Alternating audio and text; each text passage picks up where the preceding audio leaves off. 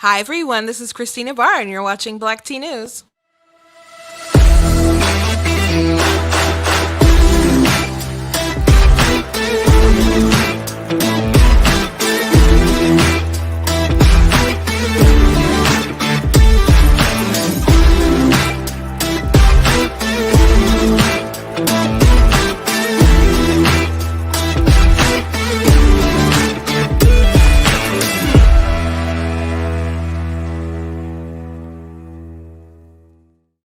Hello, hello, hello. Welcome to Black Tea News. Today we're going to be talking about some election integrity stuff. It is kind of local Michigan stuff, but it became such a big international thing. I think everyone would be pretty interested in it.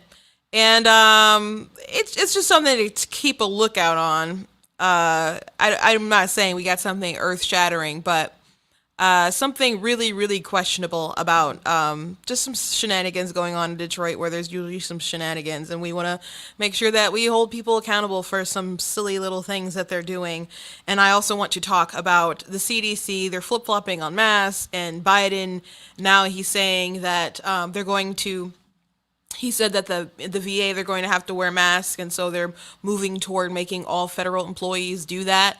We've seen, some employers already saying that in order to go here to work here, you have to be vaccinated, which they are doing at Henry Ford, and so here in Michigan. So I think forced vaccination, I don't like that at all. I'm not anti-vax. I know some people who look at all the ingredients in the vaccinations and stuff and are like, this is bad, this is bad, this is bad, and go really deep down a rabbit hole. I'm not into all that, but I will say I will fight tooth and nail for you for your right for your body autonomy, because I think informed consent is extraordinarily important, especially in our country. Like it wasn't too long ago that we had stuff like Tuskegee experiments and stuff like that. So I don't believe the government warrants that much trust that they should be able to tell us that we have to have forced vaccinations.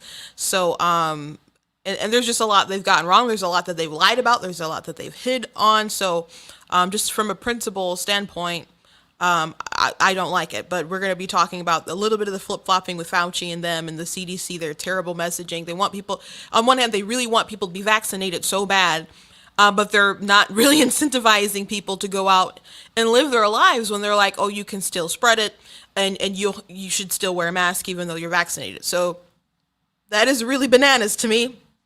Really, really insane.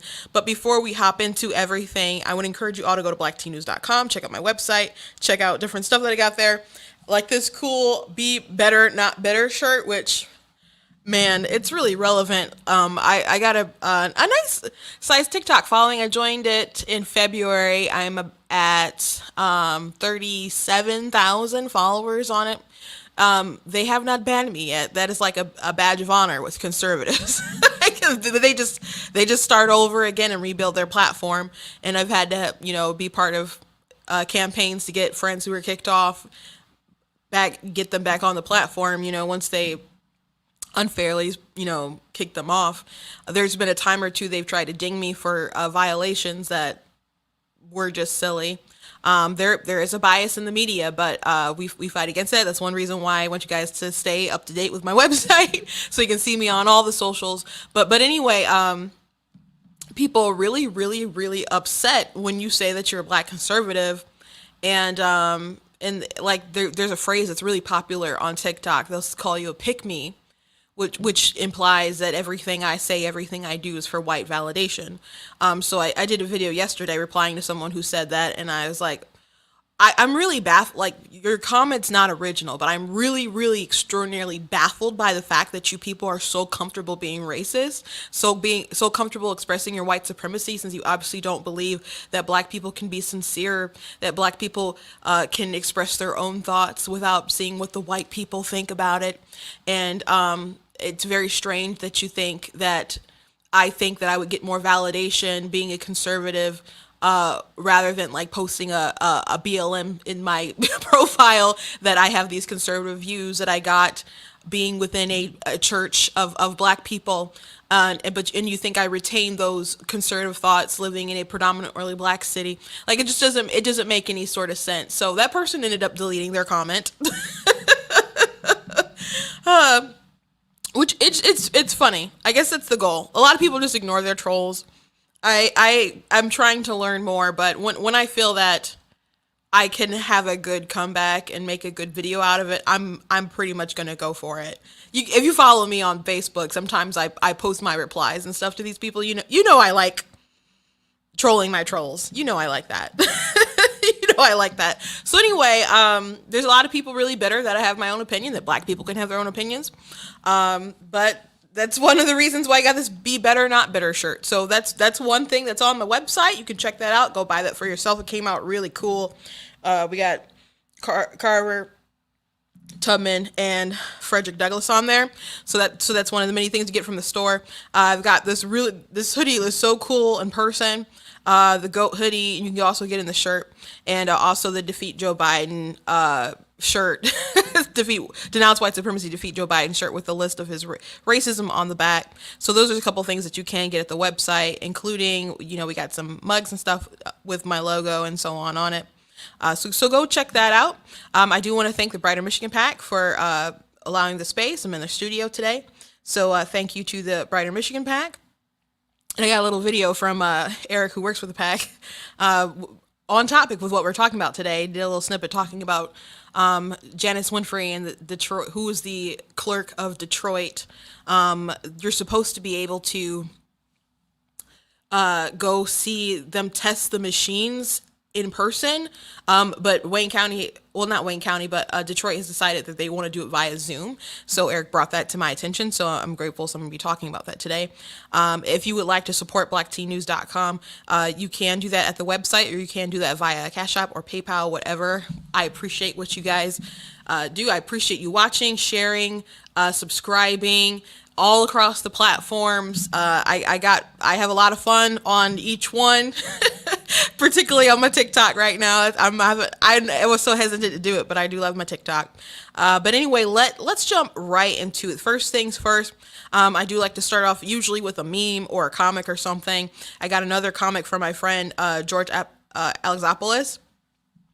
Since it's the Olympics, this one's a couple days old, but I thought since it was Olympics, I thought it would be good to show. We know the women's soccer team is just absolutely so woke, and so they decided to kneel, and so you got them kneeling, and then they lost pretty bad, and then you got your player here's like, I deserve more money, just so smug, and so their whole thing is like political. That's why like people talk about them. Like soccer is, I understand it's very popular around the world. There's a lot of people who really like soccer. I had friends who played soccer in high school and all that, middle school and so on. I don't watch a lot of sports, period, or pretty much any. The only thing I watch is like American Ninja Warrior. But we're just not into soccer so much. In the women's soccer league, they've tried it before. It's not going to stick, and they just don't get as much money. I think they negotiated flat fee or something like that. So no, they're not going to get as much as men. They didn't negotiate a contract how they should have, and they got to live with whatever they live for. But they go to the White House and say, we deserve more money, blah, blah, blah.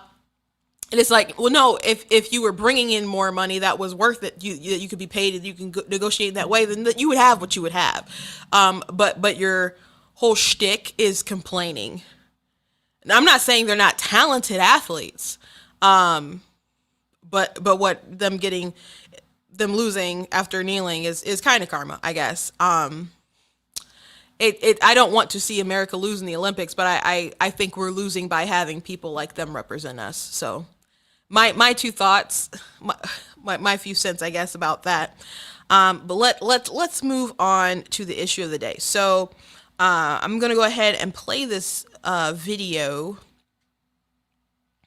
Well, let me first show this letter. So usually you should be able to go to your clerk's office, well, go check out the clerks run the test of the machines to see that they are properly calibrated, and to have that transparency. And so I know a lot of people talk about 2020 election, and I'm not trying to do tinfoil hat sort of stuff and hash out whether there is fraud. I'm not trying to have any kind of conversation like that. But today, I just want to beg the question: why? Why not give some more courtesy to people to make them feel just a little bit more secure in what you're doing? Why the Zoom thing? Because that is like ultra strange to me. That is super weird. Because a lot of areas in Detroit you can go to, they are open. I was in Detroit. I was at an event yesterday down in Detroit downtown, and we weren't wearing masks. But I was in Kobo maybe a few weeks ago, and I was trying to get to an event. They wouldn't let me go in there.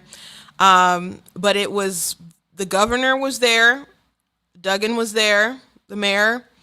Kamala was there. So Jocelyn Benson was there. Rashida Tlaib might have been there too. My congresswoman was there. And so there was a lot of players there, big players there. So people weren't wearing masks. People didn't ask me about masks or vaccination or anything like that. So we're headed toward being back to sort of normal life and doing stuff in person. People were also like going to a Van Gogh exhibit there. So it's not like people aren't going to places in public. So it's just weird to me that they don't want to allow people to come in to watch the process. So here's a little clip of Eric talking about it. Hello everybody, my name's Eric, and I really never go live. This is one of the first times I've gone live. And it's over, as a citizen, we know that we want to know that our election has integrity. And I heard of something I never heard of before. I heard that a citizen has a right to go to their clerk, the city they live in, or wherever else they want, and they can watch a voter accuracy test of the machines that are going to be used. So you can see the computer, you can see them test it, and you can see they're accurate before an election. I never knew you could do it. So Nancy Tissio, a friend of mine, brought up something to me and said, listen, I want to go down to the city of Detroit. We were all thinking about going down just to see what this process is like. And as any citizen, no matter what side of the aisle you're on, or everybody wants election integrity so that their candidate can win fairly, right? If you lose, you lose. If you win, you win. But you want it to be fair. So we were going to go down and check out what's going on in this Wayne County. And on their website comes out that they decided that they are not going to open it to the public, and they are now going to do voting public actually testing of the machines. They're going to do it through a Zoom meeting. Can you believe that? You can't even be in person to see it. I can tell you, I called a couple other cities. I can tell you that Shelby Township, they're allowing people in to see the machines do it. I'll be calling my city clerk, which is in Sterling Heights, and asking Melanie, can we come out and see the machine? I am sure she'll allow people to do that. Why is Wayne County, their court systems are open? Everything is open down there. You may have to wear a mask, but why wouldn't you allow the residents, the people that just want to see the process, which we're allowed to do? Yeah, so we are allowed that process. I guess I showed you the letter. I'll show you again. We are allowed to do that, but now they're saying that you're going to do that via Zoom. There's no reason why they shouldn't allow us to do that in person for people who are concerned about it. And if you feel iffy about the 2020 election and you're too mentally divided about it, it's too partisan for you, let's just go back before the November 2020 election and let's just talk about Janice Winfrey a little bit. She's been a clerk for 16 years in Detroit. If she gets reelected, she'll be one of the longest serving officials for that city. But they had a lot of issues. They had a lot of issues during the August primary. In the August primary, 72% of the city's absentee ballot precincts were out of balance, making them ineligible to be recounted. So that's bad. So that was so bad that Jocelyn Benson and other people got together and said basically they're gonna watch over and partner to make sure that 2020 ran smoothly, the November election. Whether you agree with all the results, I don't know how you can make the case that it ran smoothly. And I knew a lot of people who were there at Cobo, was formerly Cobo Hall, but the TFC Center, who did not have a great time. Now there are people who like were freaking out about stuff that did not pan out to fraud, but there were some really bad things that people did that were questionable. Like I have a friend, Christina Caramo, who's actually running for Secretary of State right now, so she'll if she makes it through the primary, she'll actually be going against Jocelyn Benson. But she was there. I was one of the first people she called when she left. She didn't have her phone for the longest time because they were saying that you couldn't have one. But she would notice that there would be ballots and they'd be marked like straight party or something, but they'd have like both marks for like Republican and Democrat or whatever. And so the people working there, which a lot of them were Democrats, they would want to prefer to push it to Biden, and she'd be like, "Why? Like we're clearly supposed to not count this." And they'd be like, "Well, we think we should." And so she'd get a supervisor, and they'd be like, "Well, what do you guys think?" Like, "Well, we should push to Biden." And she's like, "Why Biden and not Trump?" And that happened more than once. Did it happen enough times, that particular thing that she witnessed, to change the results? I wouldn't say that. But anytime anyone does any sort of foolishness is obviously not good. So there's a lot of people who were there who witnessed things that would dishearten anyone within the election process. So you want to make sure that things are running as smoothly as possible. Now, and some of the people who were there were at other counting ballots and watching the election process in other cities that said, "Oh my gosh, everything ran so smoothly, everything ran so great." And then they go to Detroit and everything's crazy. And this is not exclusive to 2020. It's just not. In 2016, people had a lot of issues. And when we were doing the recounts, now I was not in Detroit for the recounts. When we had the recounts in Michigan, I was on the west side of the state, which everything ran. One day I was in Lansing when it first started, and then I was out more west. Why I wasn't in Detroit area, because I had a house over there, like in Pontiac, so it wasn't like too far, but that's what they decided. I was out west, but so a lot of staff that I worked with was in Detroit, and a lot of people who I know who are activists were in Detroit, and the precincts were just unbalanced. There were so many that you couldn't recount, and eventually they noticed it took longer and longer for them to bring out the ballots, and they're like, they are probably really embarrassed about how bad it all is. So eventually the recount stopped. They were working in the courts to get it stopped, and it ended up being stopped. But we were kind of like, I bet they wanted it stopped at that point, because Detroit was really, really getting embarrassed about how badly things were run. So Winfrey, after that, if I was a citizen of Detroit, I don't know why you would want Winfrey to be your clerk.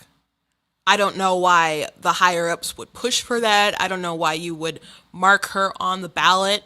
Now, Gilchrist, who's our lieutenant governor right now, he did run against her for clerk, which establishment Democrats and stuff, there are a lot of people who were upset about that. And I don't know if him being lieutenant governor of some kind of kiss and makeup for that time. But it doesn't make any sense. My sister was actually living in Detroit at the time. So, even though she's a Republican, either one of those two were going to win. So in the primary, she opted to vote for Gilchrist, because Winfrey, it shouldn't have been an option. It shouldn't have been an option. So she's had that job for a long time. It's baffling to me that after everything that happened, that they wouldn't want to create a process that is transparent as possible, and that they wouldn't want people, they may be so annoyed. I assume people are annoyed, suing left and right, complaining about the city and all this kind of stuff. Like, I assume their office is annoyed and whatever. But you're an elected official. Your job is elections. And if people don't trust the elections, you have a really big problem. You have a really big problem. And a lot of things have been handled in a very incompetent manner for a number of years. And when all this started kind of breaking down in the aftermath of 2020, I was talking to someone who worked for the Secretary of State office, and they're black. And I'm just like, what? How come there's like never been any sort of real accountability for this stuff? And they're like, because people were afraid that they'd be called racist if they called out Detroit. And I'm like, what?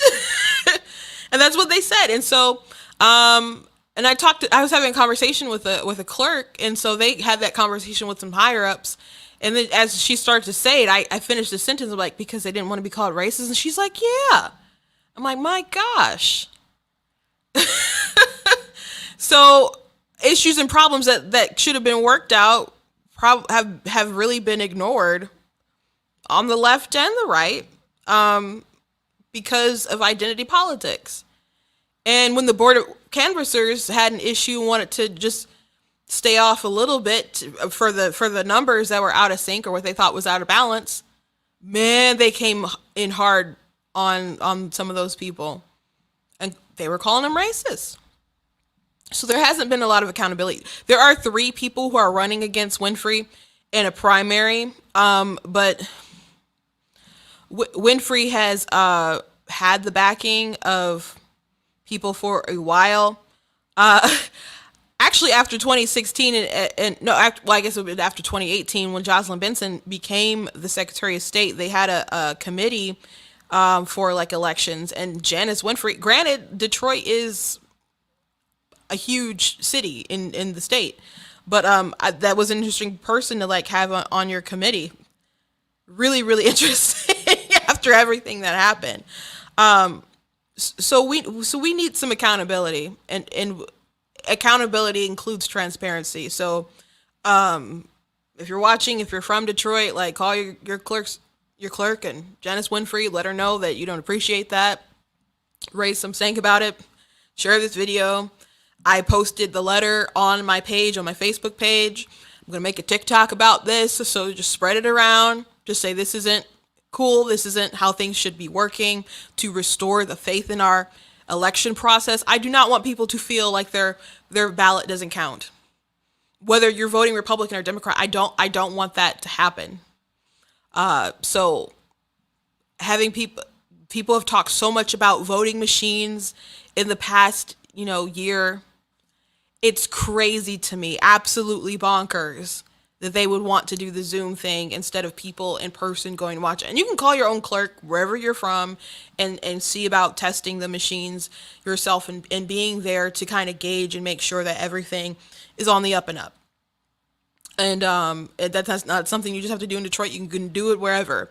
But if you're really concerned about election integrity, don't just wait till everything is over and then start, strapping on a tinfoil hat or something. No, watch the process, like watching the machines, going to board of canvass meetings, signing up to be a clerk or not a clerk, but signing up to be an election day worker or a poll challenger. Work with your local party, work with the state party, whoever, to get you equipped to understand the election laws. It's important to get good training too when you're like a challenger, that you're not just bothering people with every little thing that you think is off, that you actually know what people are supposed to be doing and not supposed to be doing, because people do have a job to do at the end of the day. So don't needlessly bother people. But if you see something, say something. It's really important that people restore their faith in the election. It breaks my heart that there's people out there who really don't feel like their vote counts. And people have said that and thought that before 2020, but I mean, obviously we hear now more Republicans saying that. And I'm just like, no, just get involved. Just get involved and guard the elections. But I will say it's interesting that Biden said it's important who counts the ballots. And I'm like, that's like a Stalin quote.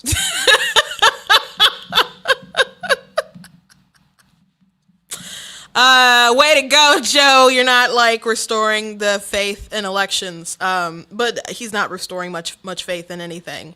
So that's my little tidbit about that. Moving on, I want to talk about the vaccines and COVID. And like I said, I'm not anti-vax, but I guess technically by the definition I am, because I'm not for forced vaccinations. I'll fight tooth and nail for your body autonomy in that regard. I think it's really crazy that people will fight for body autonomy for abortion, but will be like, no, you got to stick it in your arm. And they're like, well, you could possibly kill someone if you don't take the vaccine. I'm like, do you know what abortion is? It's so bizarre to me. It's so bizarre. It's such backwards thinking. But like I said, we need informed consent. It's important that people consent to what you stick in their arm, what procedures they take, and so on. But it is also important that they are informed about it. They are informed of the side effects. They are informed of the possibilities, and they have the best information possible. And let them have the freedom to make whatever decision that they're going to make. Informed consent is something that's had to a concept that's had to evolve over time.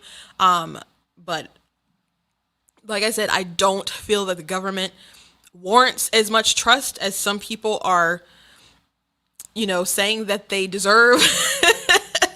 and so I think we're on a really, really slippery slope with the forced vaccinations, especially it is emergency use approved. It is not even like FDA approved, but even if it were, I like, you should be able to make your case based off of the science.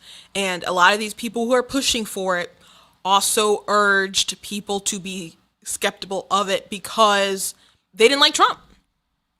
Cuomo, Kamala, Biden. I don't know about that. Not if it's a Trump vaccine. They've all said things along those lines.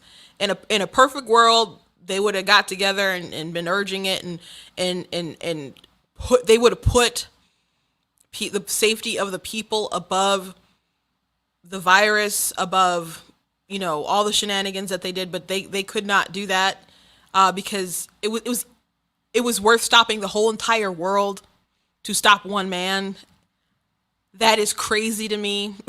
It's absolutely crazy to me. He only had another 4 years. What did you think he was going to do another 4 years that it was worth destroying so many small businesses? What was it worth? What was he going to do another 4 years that was worth destroying so many livelihoods, injecting so much fear into people, gaining so much control? I mean, I guess unless that was just the end game, but as well, because we've really the government has seen how much they can seize power, and if you don't think they're not going to push it further, next time, you're crazy. You're crazy. You are absolutely nuts. So, Joe Biden, the CDC are talking now about wearing masks again, even if you are vaccinated.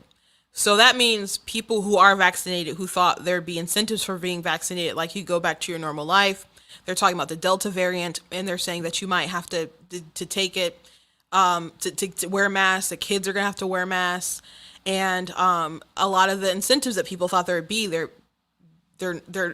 not there. So if that's the case, why should a young, healthy person risk that if you're saying their life's not even going to get back to normal? I don't know if we're approaching, if anyone's going to say we need to do lockdowns and stuff again. In other countries, they're going that route. But I don't foresee that happening anytime soon because we have elections coming up, and it is really that crude sometimes. Like, Gretchen Whitmer's raising a lot of money right now, and has been, from not too many donors actually, but she's got deep pocket. She knows people with deep pockets. They want her to win again. They're probably terrified of people like, James Craig and so on, running against her. There's a lot more people upset than polls I think are picking up. So I think that's a good indication.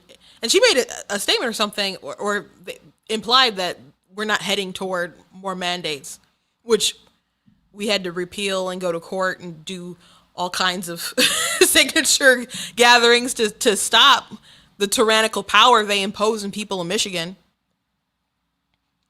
So I assume that plays a part in it too. But I don't know about other parts of the country. Like in California, they're like masking up again and imposing more restrictions. But some doctors think we're like already at the peak of the height of what the Delta variant will be. But we shall see. But here's a clip of the CDC director talking a little bit about what's going on. I don't want to play the blame game here, but for vaccinated people, why is this happening to them? I mean, this is a situation created by the high numbers of people still unvaccinated in this country. Is that a fair statement? This is a situation that is created by more and more transmission of the Delta virus among people who are unvaccinated. This is not about who needs to take responsibility. That is not really why we put this guidance out. We put this guidance out because the science demonstrates that if you are vaccinated, you could potentially give disease to someone else. And that was what was the motivation for this. And just last question, because I know they're doing it in Europe, but you're not CDC director of Europe, which I'm sure you're plenty happy about. But they're issuing health passes there, right? Where, you can go to a disco, or a discotheque as they like to call it there, if you have a health pass. Is that something that the CDC would ever lean into or perhaps advise here? I think some communities are doing that, and that may very well be a path forward. I do want to sort of comment that in some fully vaccinated venues, if they're unmasked and there are a few people who are transmitting there as a fully vaccinated person, it is possible to pick up disease in those settings. We've seen that in some of our outbreak investigations this summer, which is why overall it's so very critical to just get the huge amount of disease in some of these areas down. Again, but the vaccinated people getting it by and large, they're not getting sick or ill. They're just carrying the virus and can maybe then pass it on. The vaccination is the easiest, best, most direct way to stay healthy and keep other people healthy. Dr. Shel-Walensky, I appreciate you being with us this morning. Thank you. So they're saying you're vaccinated, you can still pass it off to people, and so they want more people to get it, but it's just not breeding a lot of confidence, and they're playing it up more than I think what the numbers are, in order to get more people to mask and I guess to vaccinate, because the numbers aren't where they want them to be. But as long as you keep not giving incentives for people to get back to their normal life, and you're saying that people are going to have to mask up and so on, it's just not going to fly with people. They have such terrible messaging with this, and they have always had terrible messaging with this. As far as masking, and Fauci had the nerve to say that they haven't flip-flopped like on masking and stuff, and they're just always like following the science, but that's not true. That's not true. And not only have they flip-flopped, but they've been just downright deceptive. Remember, Fauci was first saying we don't need masks, and then he came out and said, well, I said that because we didn't want people to like buy up all the masks we need them for like medical staff. I'm like, well, then why didn't you just tell people that? Why didn't you just say, hey, America, we really need masks for our medical staff, so please make your own, which people were doing anyway because masks were hard to find. My mom was hand sewing all kinds of masks and gave them to us and so on. People were doing that. So why lie and go around telling people you don't have to wear masks? It's not a big deal. It's the droplets, he kept saying. It might get a 1-2 droplet, stop a droplet, but it's not gonna. If you're not sick, you don't need to be wearing it. Is what they said. So then they came back later and said, no, you need to be wearing a mask. And I just said that so people wouldn't get up the mask because we need all these people, our medical staff to have it. Why not be honest? Because when you lie and you're caught in that sort of lie, you've damaged your integrity, and people know that they can't trust you. It was immoral.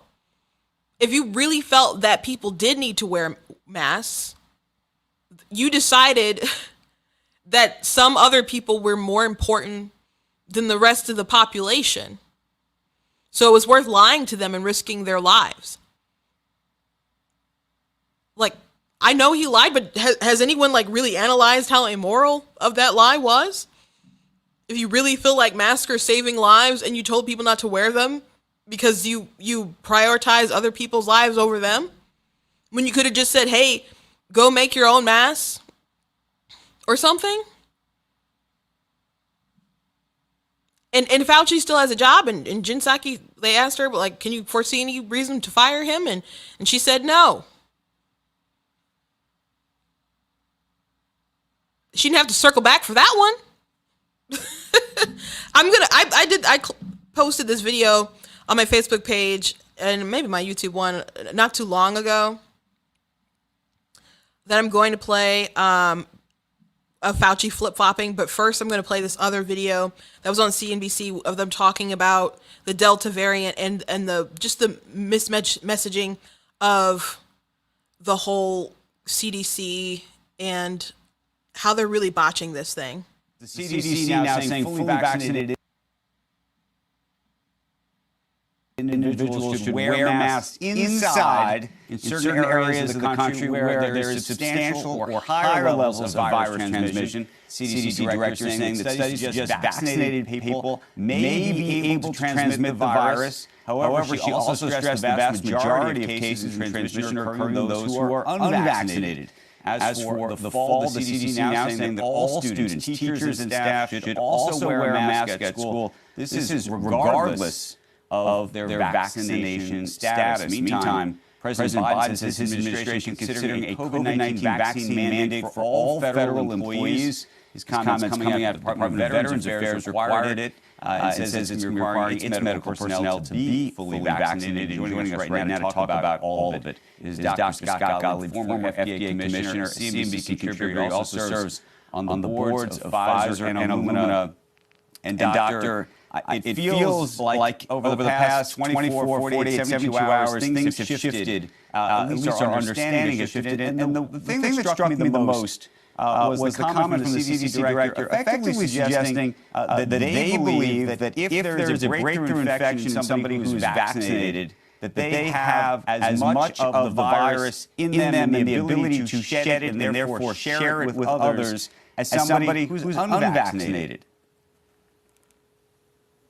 Well, look, I don't think things have shifted. I think they've gotten more confusing for the average consumer because of the shifting advice from CDC. The bottom line is, and we've said it on this show many times, the vaccine doesn't make you impervious to infection. There are some people who are developing mild and asymptomatic infections even after vaccination. And if you live in a high prevalence area, the advice I've been giving people is that if you're taking care of young children or other people who might be vulnerable, you should be mindful that even if you're vaccinated, if you're in contact with the virus, there is a risk that you can contract the virus. And with a much more transmissible strain like Delta, where you develop high viral levels early in the course of the infection, there's probably also a risk that you could transmit the virus. So people just need to be mindful of that if they're in contact with someone who can be vulnerable. Whether or not that should then translate into general guidance for the entire population that if you're vaccinated, you should wear a mask, I don't think that that's the case. I don't think that we're going to get enough bang for our buck by telling vaccinated people they have to wear masks at all times to make it worth our while. I think we're further into this Delta wave than we're picking up. I've been saying that for weeks. I think, in another 2 or 3 weeks we'll be through this. This new guidance will have a negligible impact on it. I think much more prudent guidance to people would be that if you're vaccinated, you're in a high prevalence area, you're in contact with the virus, you think you might have the virus because you have mild symptoms of it, be prudent, get tested, maybe wear a mask, especially if you're around a vulnerable person. That should be the bottom line guidance we give. CDC, I think, is having a challenge measuring this right now. Yeah, so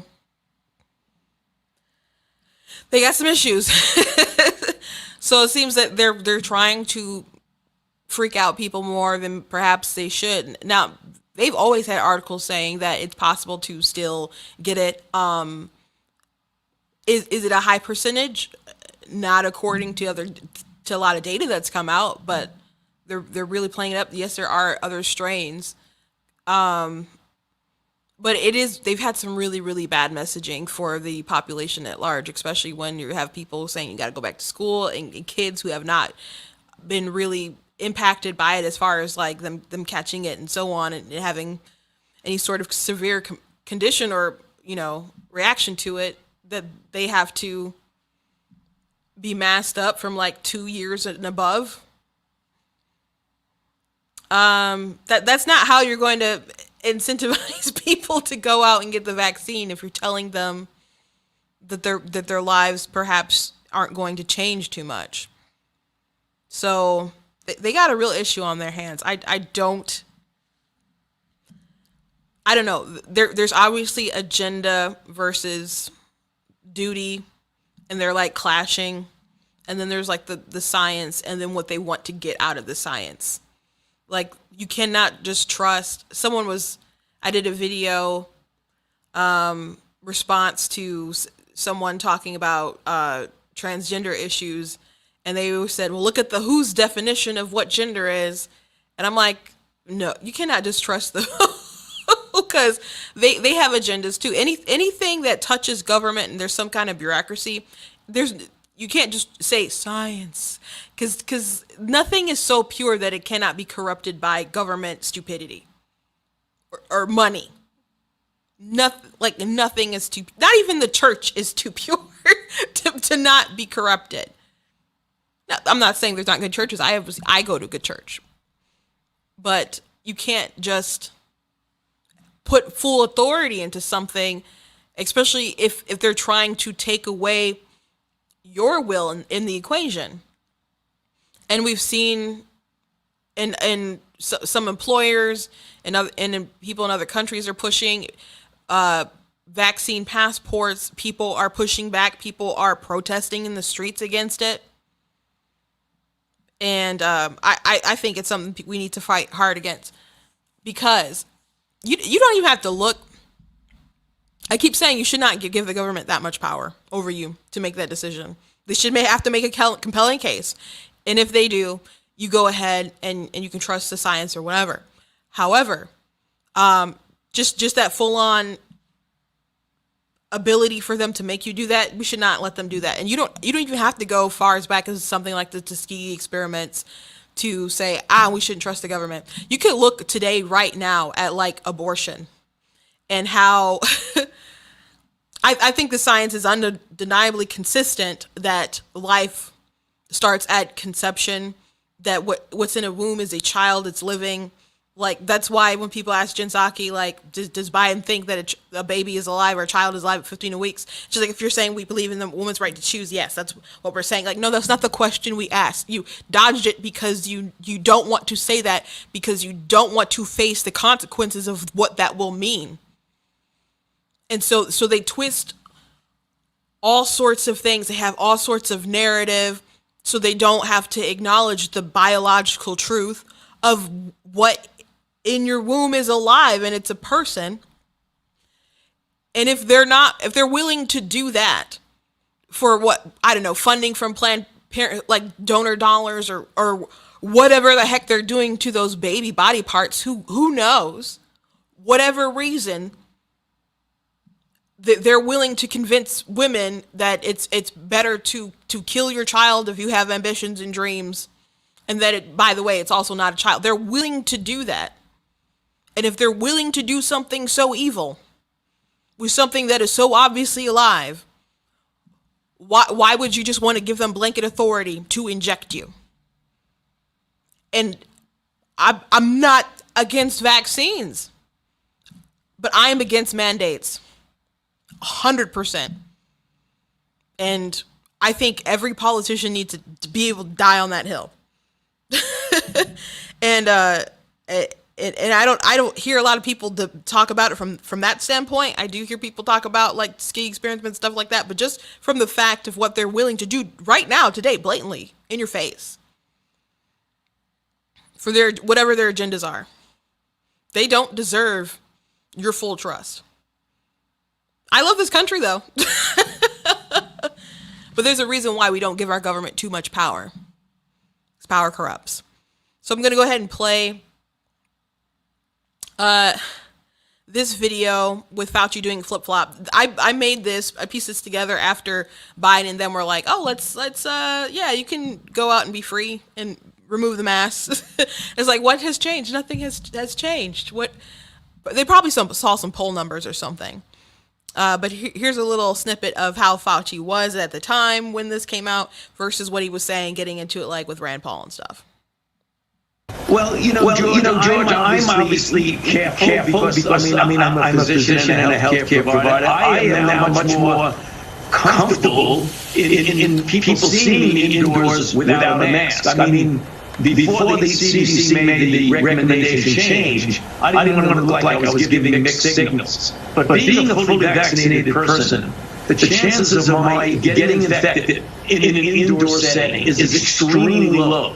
And that's the reason why in indoor settings now, I feel comfortable about not wearing a mask because I'm fully vaccinated. So rather than being pessimistic towards people gaining immunity after they've had COVID or had a vaccine, studies argue for significant optimism. In fact, there have been no scientific studies arguing or proving that infection with COVID does not create immunity. There have been no studies showing significant numbers of reinfections. Of the 30 million Americans who have had COVID, only a handful of reinfections have been discovered. In fact, the New York Times reported last fall more than 38 million people at the time worldwide had been infected with the coronavirus, and as of that date, fewer than 5 of these cases had been confirmed by scientists to be reinfections.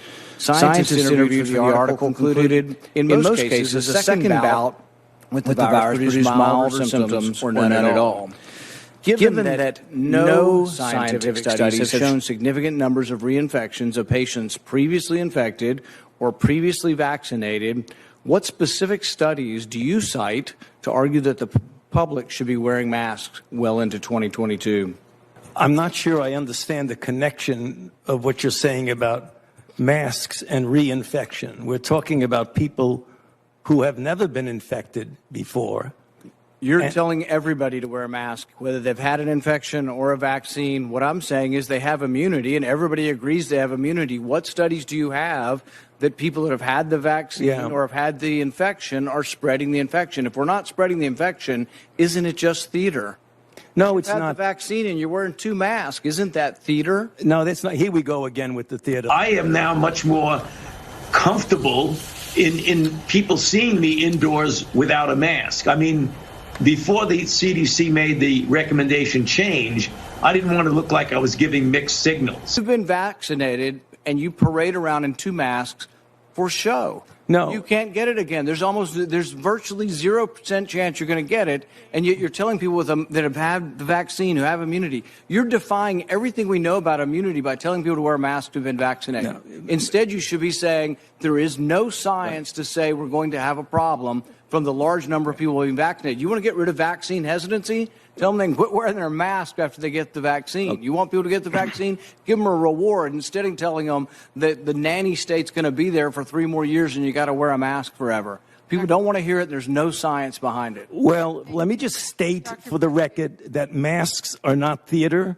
Masks are protective. And we have immunity there, theater. If you already have immunity, you're wearing a mask to give comfort to others. You're not wearing a mask because of any science. I totally disagree with you.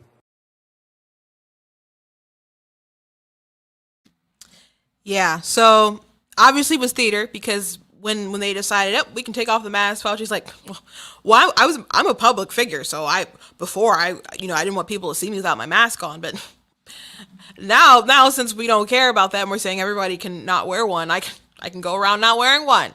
And so Rand Paul was right. He was absolutely right. And you can say Fauci is a doctor or whatever. However, he's still a bureaucrat. He's still a bureaucrat, and he's susceptible to, things going to his head. So you can't just trust these people because you think the science is so pure and they care about the science so much. I think it's funny though. While I'm streaming, I just got an. I guess you guys can't see it a little bit, but I just got a text message.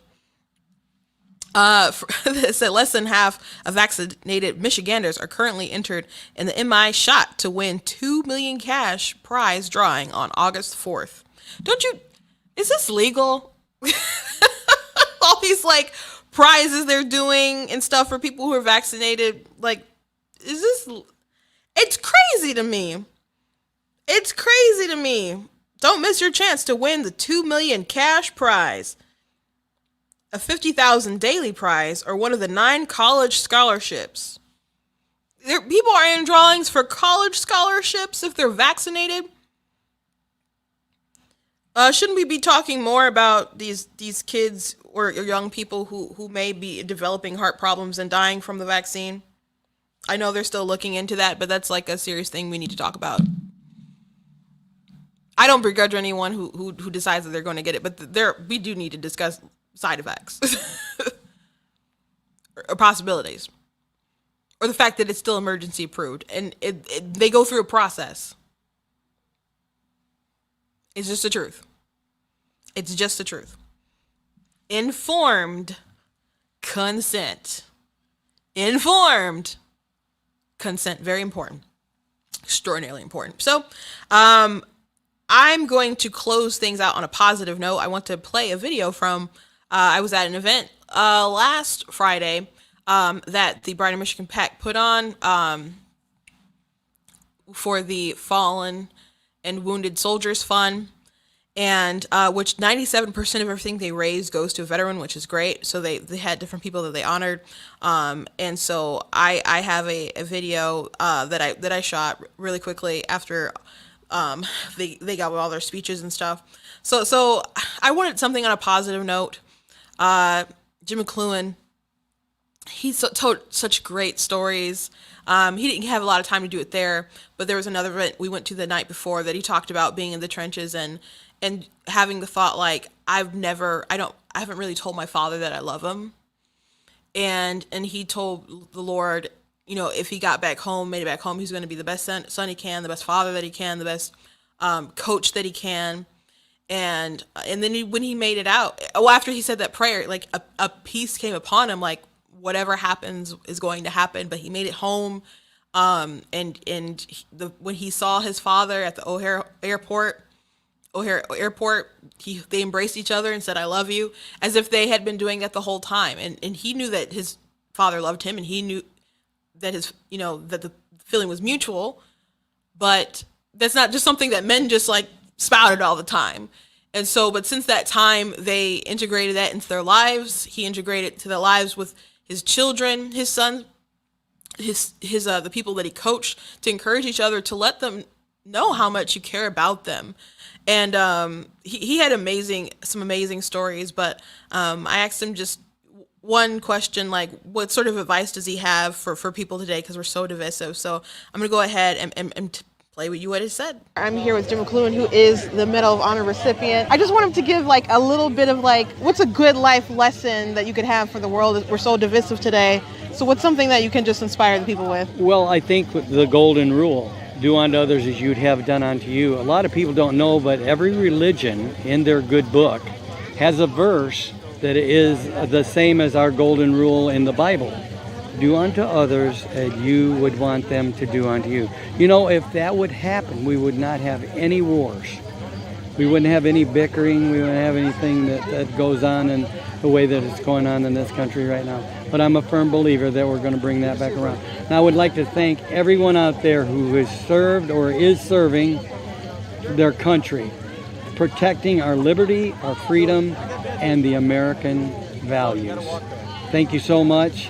And thank you for this media, because sometimes that's the only way we can get the word out. God bless you all. God bless the USA.